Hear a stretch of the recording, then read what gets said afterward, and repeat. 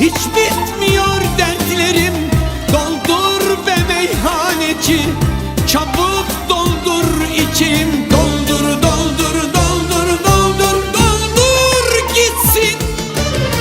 Doldur be meyhaneci, yanıyor içim içim. Doldur be meyhaneci, dönüyor başım ne biçim.